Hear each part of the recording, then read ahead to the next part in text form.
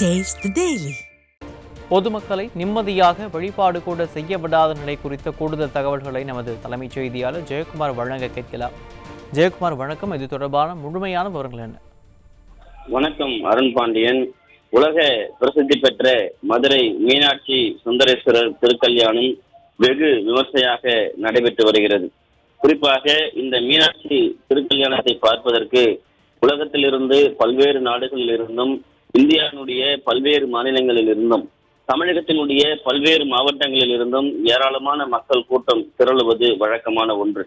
அதே நேரத்தில் இந்த மீனாட்சி சுந்தரேஸ்வருடைய இந்த திருக்கல்யாணம் என்பது வேற்றிவேர் மற்றும் நறுமண மலர்களால் திருக்கல்யாண மேடைகள் மலர்களால் அலங்கரிக்கப்பட்டு உலக பிரசித்தி பெற்ற இந்த சித்திரை திருவிழாவின் போது 10 நாள் விழாவினுடைய சிகர நிகழ்வான மீனாட்சி சுந்தரேஸ்வரர் திருக்கல்யாணம் என்கிற இந்த நிகழ்வு காலை 8:35 மணிக்கு தொடங்கி சுமார் 8:59 மணிக்குள் மிதுன லக்னத்தில் நடைபெற்று வருகிறது. மீனாட்சி திருக்கல்யாணம் இந்த வைபவத்தை பார்ப்பதற்காக மதுரை மாநகரமே விழாக்கோலம் பூண்டிருக்கிறது.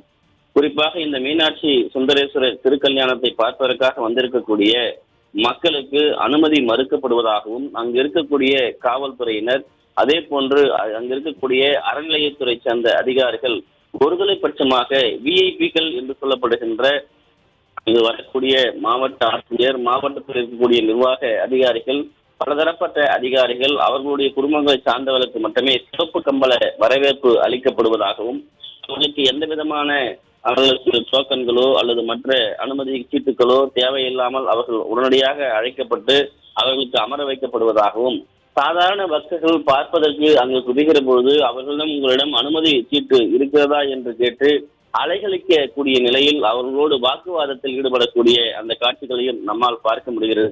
ஒரு உலக பிரதிஷ்டை பெற்ற மீனாட்சி சுந்தரேஸ்வருடைய திருக்கல்யாண வைபவத்தை பார்ப்பதற்காக குவியக்கூடிய அந்த பக்தர்களுக்கு கூட அனுமதி மறுக்கப்படுகிறது என்றால் ஸ்டாலினுடைய திமுக ஆட்சியில் அறநிலையத்துறையினுடைய லட்சணம் எந்த அளவிற்கு சந்தித்திருக்கிறது என்பதற்கு இது ஒரு உதாரணமாக இருக்கிறது.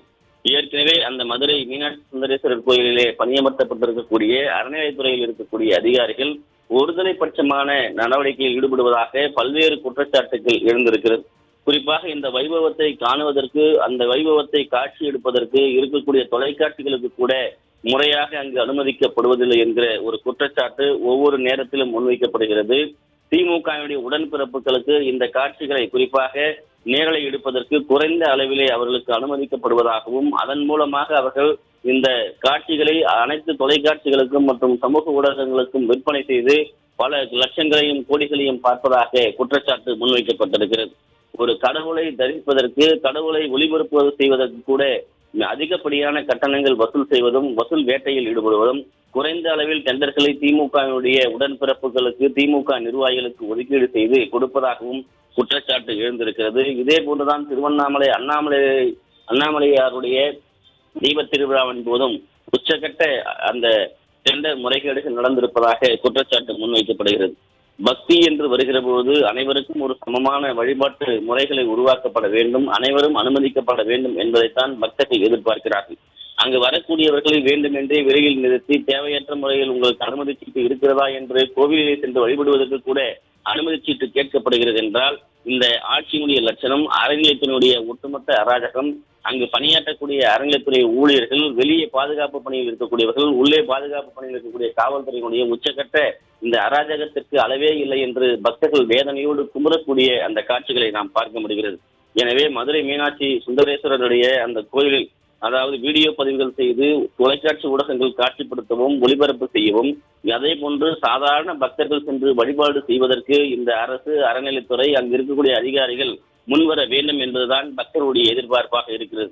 ஒவ்வொரு நேரமும் போராடித்தான் அங்கு சென்று வழிபாடு நடத்தப்பட வேண்டும் என்கிற ஒரு சூழ்நிலையை இவர்கள் வேண்டுமென்றே உருவாக்குவதாகவும், தனியாக அங்கு வரக்கூடிய முக்கிய நபர்களிடம் இவர்கள் வசூல் வேட்டை நடத்துவதற்காக இது போன்ற உச்சகட்ட அட்டூழியத்தில் ஈடுபடுவதால் தங்களுடைய வழிபாடு, அந்த வழிபாடு செய்வதற்கான நோக்கமே தெரிந்து போவதாக பக்தர்கள் வேதனையோடு தெரிவித்து வருவது குறிப்பிடத்தக்கது. எனவே உலக பிரசித்தி பெற்ற மீனாட்சி சுந்தரேஸ்வருடைய திருக்கல்யாணத்தை அனைவரும் பார்ப்பதற்கு, அனைவரும் வழிபடுவதற்கு ஏதுவாக இந்த அரசும் அறநிலையத்துறையும் அங்கு பணியாற்றக்கூடிய அறநிலையத்துறை அதிகாரிகளும் மாவட்ட நிர்வாகமும் முன்வர வேண்டும் என்பதுதான் பக்தர்களுடைய கோரிக்கையாக இருக்கிறது. அதே போன்று அங்கு நடைபெறக்கூடிய இது போன்ற வழிபாட்டு நிகழ்வுகளை காட்சிப்படுத்துவதற்கு, ஒளிபரப்பு செய்வதற்கு ஊடகங்களுக்கு தேவையான வசதிகளை ஏற்படுத்தி கொடுக்க வேண்டும் என்பதைத்தான் ஊடகவியலாளர்களுடைய கோரிக்கையாக இருப்பது குறிப்பிடத்தக்கது.